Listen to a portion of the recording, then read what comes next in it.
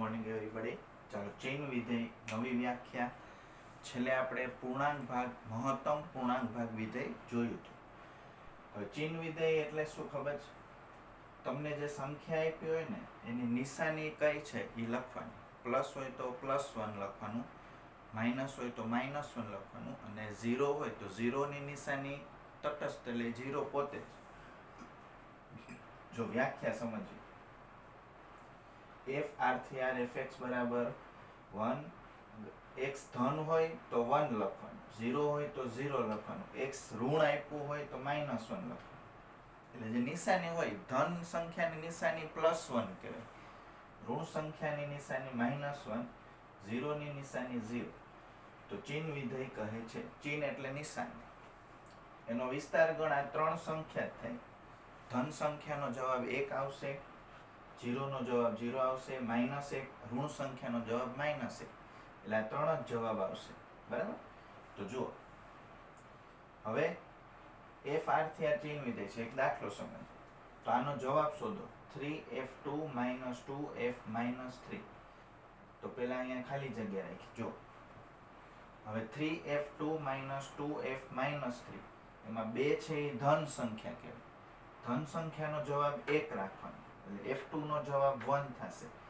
-3 છે એ ઋણ સંખ્યા છે. -3 ને કેવી સંખ્યા કહેવાય? <0 કહેવાય. એટલે એનો જવાબ -1 રાખવાનો. માઇનસ પ્લસ થઈ જશે, એટલે 3 + 2 5 જવાબ આવશે. જાઓ એક બીજો દાખલો કરી. ઉભા રહો.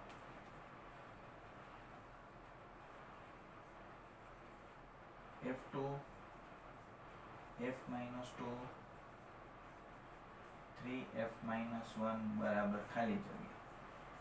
હાલો, જો ધન સંખ્યા હોય ત્યાં +1 લખવાનું, આ માઇનસ છે એટલે -2, આ -1 છે ને, -2 છે એ કેવી સંખ્યા છે? ઋણ. એટલે એનો જવાબ -1. આ -1 ઋણ સંખ્યા, એનો જવાબ એ -1. 1 -1 -3 આ બે કટ થઈ જાય. અહીંયા -3 આવશે, અહીંયા 5 આવશે. તો જો ચિહ્ન વિધેયનો આલેખ જોવો હોય તો પહેલા થોડુંક વર્ણન સમજી લ્યો. x > 0 જ્યાં સુધી લેશો, ધન સંખ્યા લેશો, આ ધન સંખ્યા કહેવાય. આ x > 0, આ x < 0. x > 0 લેશો તો fx નો જવાબ 1 થશે. એટલે આ ભાગમાં fx નો જવાબ બધાયનો 1 થશે. એટલે અહીંયા એક કિરણ આવશે, એક પાસે કિરણ. બરાબર? x = 0 માટે fx = 0 થશે. એટલે એક ટપકું 0 0 આવશે, 0 0. હવે x < 0 માટે fx નો જવાબ -1 થશે. એટલે આ બાજુ જે અક્ષ છે ડાબી સાઈડ, એનો બધાયનો જવાબ -1 -1 -1. એટલે અહીંયા એક કિરણ દોરાય. આ બે જગ્યાએ એક છિદ્ર આવશે, કેમ કે અહીંયા ઘાટું ટપકું છે. ગ્રાફ સાચો દોરવો ને આમ થશે. જો આ રીતે દોરવાનો, પછી અહીંથી હાથ ઉપાડી અહીં ટપકું કરવાનું, પછી આમ, એનો ગ્રાફ. હવે એક્સ્ટ્રા વ્યાખ્યાઓ છે, થોડી ચોપડીમાં નથી, જૂના કોર્સમાં હતી, પણ બહુ કામની છે. 12મામાં આવશે. યુગ્મ વિધેય. ચલો, f r થી r વિધેય છે. જો f -x મૂકો કે +x મૂકો, બે જવાબ સરખા આવે તો એને કહેવાય યુગ્મ વિધેય. જો એક ઉદાહરણથી પહેલા સમજાવું છું. યુગ્મ વિધેયની વ્યાખ્યા શું? -x મૂકો. જો હું તમને એમ કહું x² છે આપણી પાસે, એમાં -2 મૂકો તોય 4 આવશે, +2 મૂકો તોય 4 આવશે. ટૂંકમાં -x મૂકો કે +x મૂકો, બધાયના જવાબ કેવા આવશે? સરખા. બધાય એટલે બેયના એમ. તો માઇનસ નિશાની છે અહીંયા, એ જમણી સાઈડ નીકળી જાય તો યુગ્મ વિધેય કહેવાય. એક ઉદાહરણ, fx = x². -x પહેલા આપણે LHS થી ચાલુ કરીએ. f - x એટલે તમારે અહીંયા x ની જગ્યાએ -x મૂકવાનું. એટલે -2 અને x2 છૂટો પડશે. -1 નો વર્ગ +1 થઈ જાય. જવાબ આવશે x² પોતે, એટલે વિધેય પોતે આવી ગયું. ડાબી સાઈડથી ચાલુ કર્યું, જમણી સાઈડ આવી ગયું, એનો મતલબ એમ કે આ વિધેય યુગ્મ છે. હજી થોડીક વધારે માહિતી આપું, ત્રિકોણમિતિનું કામ થશે. જો f થી r fx બરાબર cosx અને fx બરાબર secx યુગ્મ વિધેય છે એમ સાબિત કરો. cosx અને secx એટલે કોસમાં માઇનસ મૂકો કે પ્લસ મૂકો, જવાબ સરખા ચેક કરીએ. હાલો, fx બરાબર cosx, પેલા LHS થી ચાલુ કરો, એટલે f માઇનસ x, એટલે અહીંયા માઇનસ x મૂકવાના. હવે માઇનસ x હોય ને 0 માઇનસ x સમજી શકીએ આપણે, અને આલ્ફા સમજશું અને બીટા સમજશું, એટલે કોસ કોસ વિરોધી નિશાની, સાઇન સાઇન. કોસ આલ્ફા એટલે 0, બીટા એટલે x, આલ્ફા એટલે 0, બીટા એટલે x. કોસ 0 એટલે 1, સાઇન 0 એટલે 0. આ ભાગ નીકળી ગયો, કોસ x આવ્યું. લ્યો, અહીં માઇનસ હતું એ નીકળી જાય છે, આમાં માઇનસ નથી. જો એટલે માઇનસ મૂકો કે ન મૂકો, બે જવાબ કેવા આવે છે? સરખા. એટલે કોસ યુગ્મ વિધેય છે. હવે તમારે યાદ રાખવાનું, એટલે હું આમ હોય ને, જો કોસ માઇનસ 30 અંશ લખ્યું હોય ને, તો હું કોસ 30 અંશ લખી શકીશ હવેથી, કારણ કે એમાં માઇનસ નો કઈ અર્થ નથી. પછી સેકમાં જો સાબિત કરાવો, સેક માઇનસ x, એટલે પેલા એને કોસમાં ફેરવો, 1/cos માઇનસ x. કોસમાં તમે હમણાં જ સાબિત કર્યું કે માઇનસ નિશાનીનો કઈ મિનિંગ નથી, એટલે એ દૂર થઈ જશે. 1/cos એટલે sec x થઈ જશે. જો આ માઇનસ નિશાની અહીંથી નીકળી જાય છે, એટલે sec x પણ યુગ્મ વિધેય છે. કોસ અને sec યુગ્મ વિધેય છે. હવેની વ્યાખ્યા આવશે અયુગ્મ વિધેય. હમણાં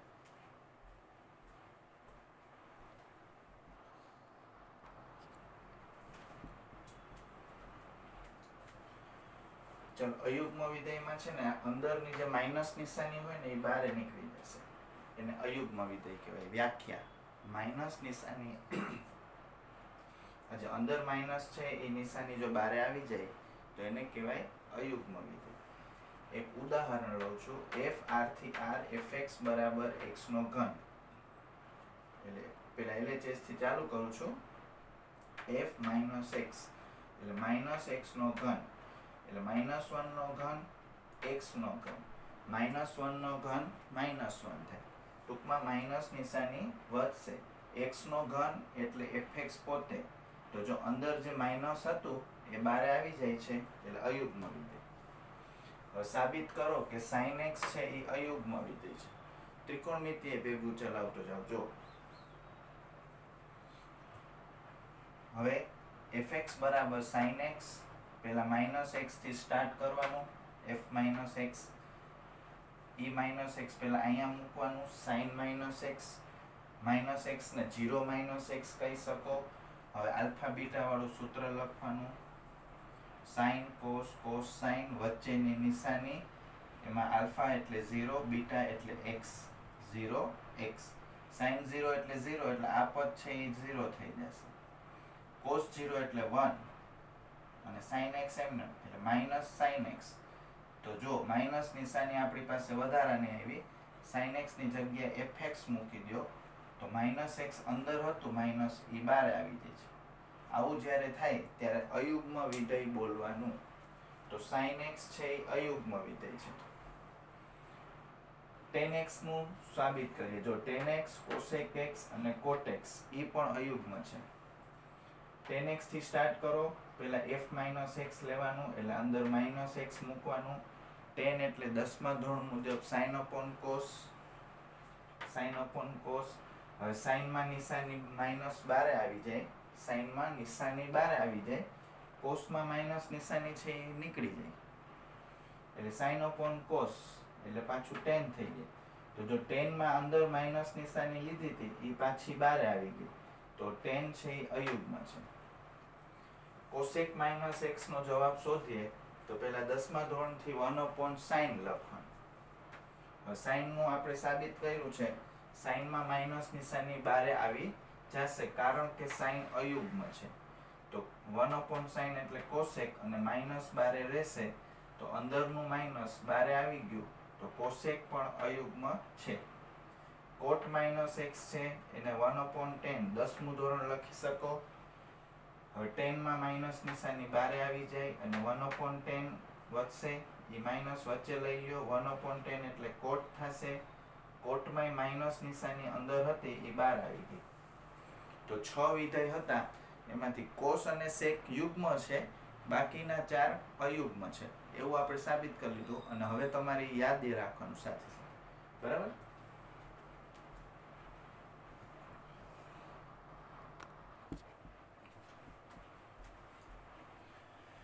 ચાલો યાદ રાખો, આખો યુગ્મનો કોષ્ટક બનાવી દીધો છે.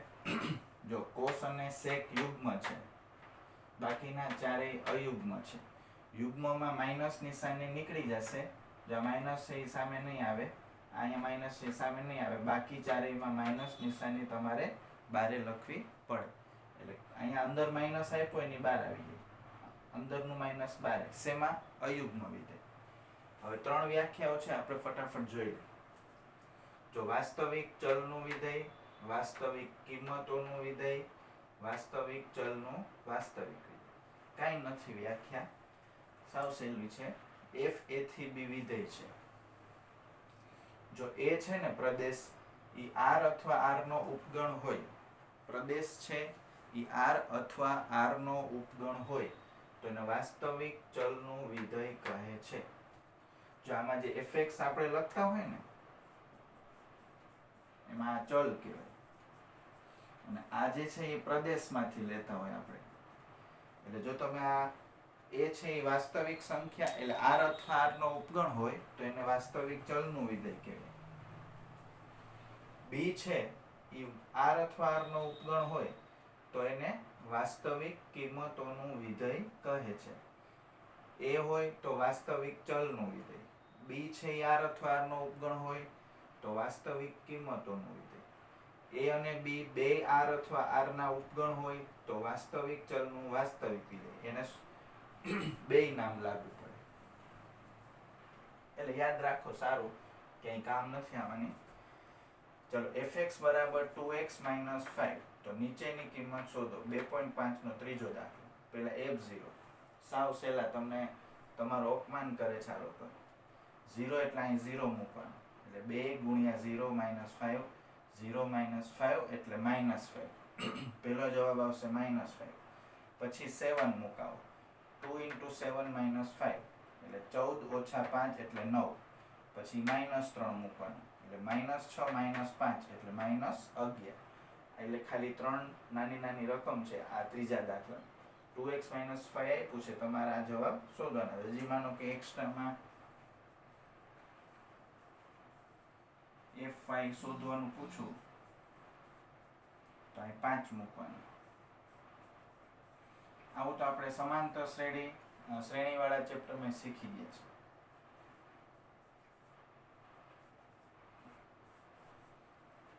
સમજાઈ ગયું?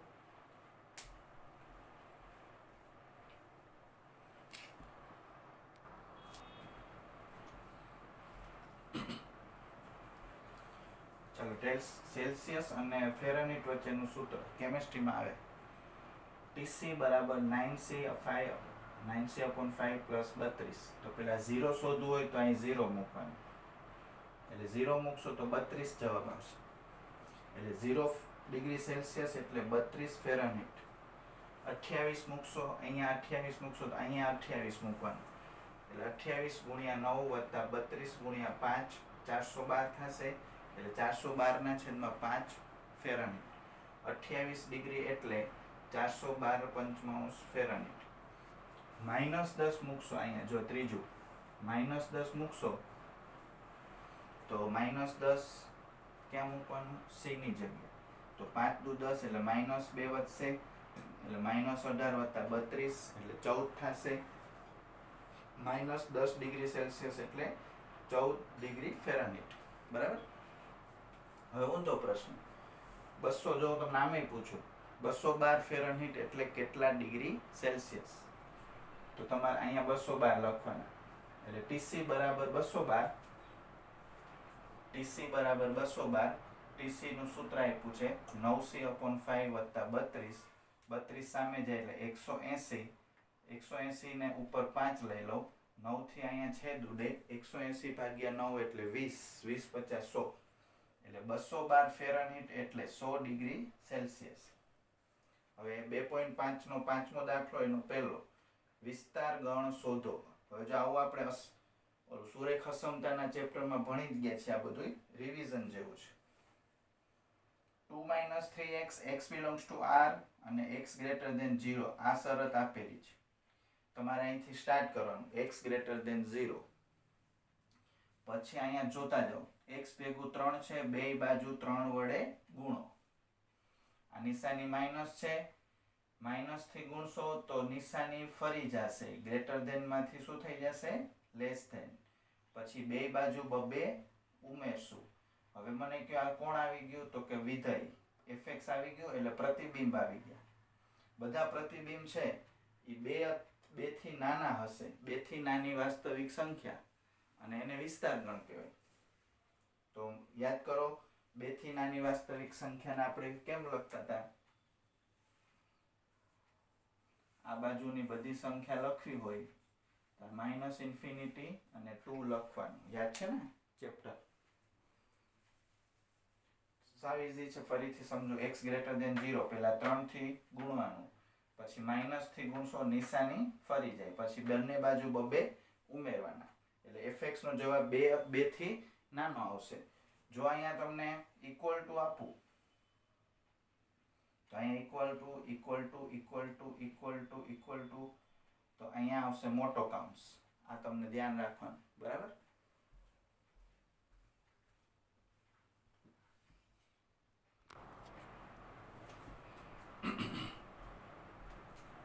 ચલો 2.25 નો બીજો, વિસ્તાર ગણ શોધો. fx બરાબર x² + 2 x belongs to r. હવે જો લોજિક શું છે આમાં, તમે કોઈ પણ સંખ્યા અહીંયા મૂકશો ને, પ્લસ મૂકશો, માઇનસ મૂકશો કે 0 મૂકશો, આનો જવાબ 0 અથવા 0 થી મોટો જ થાય. વર્ગ હંમેશા 0 અથવા 0 થી મોટું હોય, એ તમને આવડવું જોઈએ. એટલું આ 10 ધોરણ સુધી ભણી ગયા હોય ને એને આટલું લોજિક હોવું જોઈએ. હવે x² નો જવાબ 0 અથવા ધન જ થશે. બંને બાજુ 2 ઉમેરશું એટલે જમણી સાઈડ 2 આવશે. તો fx નો જવાબ 2 અથવા 2 થી મોટી વાસ્તવિક સંખ્યા થશે, એટલે વિસ્તાર ગણ 2 અથવા 2 થી મોટી વાસ્તવિક સંખ્યાઓનો ગણ થશે. 2 અથવા 2 થી મોટું એટલે 2 થી લઈને ઇન્ફિનિટી સુધી, એટલે ટુ ઇન્ફિનિટી થશે વિસ્તાર ગણ. હવે જો fx બરાબર x belongs to r, તમે તદે વિધેયની વ્યાખ્યા જોજો, મેં એમાં fx બરાબર x લખાયું છે, એટલે f તદે વિધેય છે, અને અહીંયા r આપેલું છે, એટલે f r માં તદે વિધેય છે. હવે જો તમે 1 મૂકશો તો 1 આવશે, 2 મૂકશો તો 2, 1.1 મૂકશો તો 1.1, 0 મૂકશો તો 0, √3 મૂકશો તો √3. ટૂંકમાં r માંથી જે સંખ્યા મૂકશો એ સંખ્યા તમને જવાબમાં પાછી મળશે. એમ ધીરે ધીરે કરતા આખો r મૂકીને જોશો તો જવાબમાં આખો r આવશે. એટલે તદે વિધેયનો વિસ્તાર ગણ r જ થશે, વિસ્તાર ગણ થશે r. આ દાખલાનો વિસ્તાર ગણ શું થશે? r. હવે આ પૂછાયો દાખલો છે, એકમ કસોટીમાં હોઈ શકે. જો ગણ f છે ને એમાં 4 જોડ આપી છે, તો એવું સુરેખ વિધેય બનાવવાનું છે જ્યાં 4 જોડનું પાલન કરે. સુરેખ વિધેયની વ્યાખ્યા યાદ કરો. fx બરાબર ax + b એ 0 નથી. પેલી જોડ છે 1 1 belongs to f. 1 1 એટલે આને f1 કહેવાય. 1 f1. જો 1 f1, 2 f2, 0 f0, એવી રીતે આપણે વ્યાખ્યા તમે આગળ જોજો, મેં આમ લખાયું હતું a f a. આપણે ab લખીએ ને એમાં b નું નામ શું રાખવાનું? a f a રાખવાનું, બરાબર? b એટલે f of a, એનું પ્રતિબિંબ. જો 1 1 નો મતલબ થશે f1 બરાબર 1, આને f લગાડવાનું, આ એનો જવાબ. હવે અહીંયા 1 મૂકશો એટલે a + b નો જવાબ 1 આવશે. 2 3 belongs to f, એટલે આનો જવાબ 3 છે એમ f2 બરાબર 3 એમ સમજવાનું. 2 નો જવાબ 3 છે એટલે f2 નો જવાબ 3 છે. હવે એ 2 અહીંયા લખવાના એટલે 2a + b બરાબર 3. હવે આ બે સમીકરણ ઉકેલીને જોઈએ તો જો 3 માંથી 2 બાદ કરશો તો 2a માંથી a જાય તો a, b ઉડી જાય, 3 માંથી 1 જાય તો 2. 2 નો જવાબ a નો જવાબ 2 અહીંયા મૂકશો તો b આવશે -1. આ બે જવાબ પાછા અહીંયા મૂકી દો 2x - 1 આવશે ને. હવે આ બે બિંદુ છે એ ચેક કરવા માટે છે. જો આ જવાબમાં તમે 0 મૂકીને જુઓ, અહીંયા 0 મૂકશો તો -1 આવી ગયો એટલે આ જવાબ સાચો છે. પછી -1 મૂકશો તો -3 આવી જ જાય છે. ટૂંકમાં તમને જે આ જવાબ મળ્યો છે એ સાચો છે. આ જે સુરેખ વિધેય છે એ ચારેય જોડનું પાલન કરે છે એટલે f નું સુરેખ વિધેય fx છે ને આ સૂત્ર જ થશે. સમજાઈ ગયું બધાને?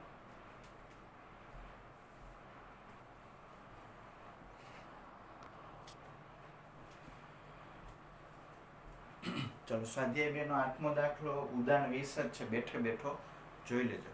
સેમ રકમ, કાંઈ ચેન્જ નથી. સ્વાધ્યાય 2 નો બીજો fx = x². તો f 1.1 - f1 1.1 - 1 શોધો. ચાલો f 1.1 એટલે અહીંયા 1.1 મૂકવાનું એટલે 1.1 નો વર્ગ -1 નો વર્ગ. 1.1 એટલે 1.1 નો વર્ગ શું થશે? 1.21. 1 નો વર્ગ 1. 1.21 માંથી 1 જાય તો 0.21, નીચે 0.1 એટલે 1 પોઈન્ટ ખસી જશે. આ એક સારો દાખલો છે, પરીક્ષામાં પૂછાશે. સ્વાધ્યાય 2 નો 12મો પૂછી શકાય. ચલો પ્રદેશ ગણ આપ્યું છે 9, 10, 11, 12 ને 13. વિધેય લેવાનું છે n નો મહત્તમ અવિભાજ્ય અવયવ. તો વિસ્તાર ગણ શોધો. અહીંયા હોય એ પ્રદેશ ગણ કહેવાય અને એમાંથી બધી કિંમત આપણે અહીંયા મૂકવાની. ચાલો પેલા 9 લખશું. 9 નો મહત્તમ અવિભાજ્ય અવયવ. પેલા 9 ના અવયવ કેટલા થાય? 1, 3 ને 9. એમાં અવિભાજ્ય હોય અને મહત્તમ એવું 3 આવશે. પેલાનો જવાબ 3. 10 નો મહત્તમ અવિભાજ્ય અવયવ. હવે 10 મૂકશું તો પેલા 10 ના અવયવ 1, 2, 5, 10 એમાં 5 જવાબ આવશે. આપણે જે શરત આપી છે એ 5 ને લાગુ પડે. 11 નો મહત્તમ અવિભાજ્ય અવયવ. 11 ના બે જ અવયવ છે, 1 અને 11 એટલે 11 જવાબ આવશે. પછી 12 મૂકો એટલે 12 નો મહત્તમ અવિભાજ્ય અવયવ. 12 ના અવયવ ઘણા બધા, જો 1, 2, 3, 4, 6, 12 આ બધાયના પાડામાં 12 આવશે. એમાં મહત્તમ હોય અને અવિભાજ્ય એવું 3. પછી 13 નો મહત્તમ અવિભાજ્ય અવયવ. 13 ના બે અવયવ થશે, 1 અને 13. તો એમાં જવાબ આવશે 13. માનો કે હજી કોઈક સંખ્યા આપું બીજી.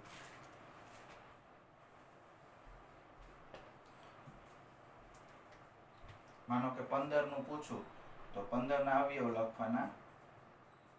તો મહત્તમ 5. 27 પૂછું તો 1, 3, 9, 27 એમાં મહત્તમ અને અવિભાજ્ય 3. એટલે જે પૂછ્યું હોય એ જ જવાબ આપવાના છે. એટલે વિસ્તાર ગણમાં આવશે 3, 5, 11 અને 13. 3 બે વાર આવે છે પણ લખવાનું એક જ વાર ગણમાં. બરાબર? સમજાઈ ગયું બધા? હજુ આ ચેપ્ટર આવતીકાલે પૂરું થઈ જશે. હવે ત્રિકોણમિતિનો આજે એક સાંજે એક્સ્ટ્રા લેક્ચર આવશે. બરાબર?